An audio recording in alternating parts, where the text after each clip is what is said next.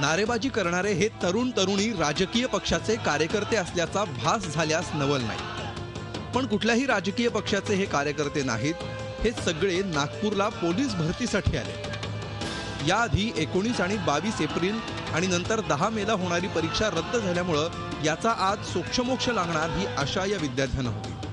पण ती फोल ठरल्यामुळे विद्यार्थ्यांचा संताप झाला। नागपूरच्या टाकळी पोलीस मुख्यालयात सुरू असलेल्या या भरती प्रक्रियेदरम्यान ही बाब लक्षात आल्यानं विद्यार्थ्यांनी प्रचंड गोंधळ घातला आणि नागपूर पोलीस आयुक्तांच्या कार्यालयावर मोर्चा नेला। या पेपरमध्ये ABCD असे 4 सेट होते आणि त्यापैकी जो B सेट होता त्यामध्ये जे इतर 4 त्यांना जे आहे ते जास्त डार्क केले आणि यामुळे स्पष्ट जे उत्तर आहेत ते ओळखू येत होते आणि याचा फायदा बऱ्याच विद्यार्थ्यांना झालेला आहे। B सेट मध्ये जसे आन्सर्स आहे 4 ऑप्शनचे जे आन्सर आहे त्यांना पुन्हा वेगळेपणे ओळखायला येते की ते आन्सर आहे म्हणून। जसे ते फिक्के आहे खूप आणि काय काय जे अंक आहेत अंकावर हलकंसं झिकझॅक किंवा डॉट डॉट केलेले आहेत। उमेदवारांनी या संबंधीची तक्रार पोलीस आयुक्तांकडे केली। तक्रारीची दखल घेत या संबंधी तपास करत तक्रारीत तथ्य आढळल्यास तीच परीक्षा रद्द करून परत घेणार असल्याचं आश्वासन पोलीस आयुक्तांनी दिलं।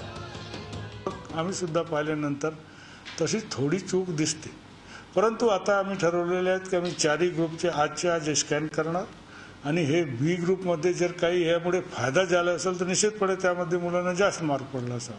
तसा आढळला तर we will decide further course of action to cancel आणि next date we will hold the exam. 10 मेला झालेल्या गोंधळानंतर आज झालेली परीक्षा रद्द करावी लागल्यामुळे नागपूर पोलिसांची नाचक्की झाली आहे। आता 27 मेला होणारी परीक्षा निर्विघ्न पार पडण्यासाठी तरी नागपूर पोलिसांनी प्रयत्न करावेत हीच नागपूरकरांची अपेक्षा आहे। नागपूर शहर पोलिसांच्या भरतीत आज सलग दुसऱ्यांदा गोंधळ झाला।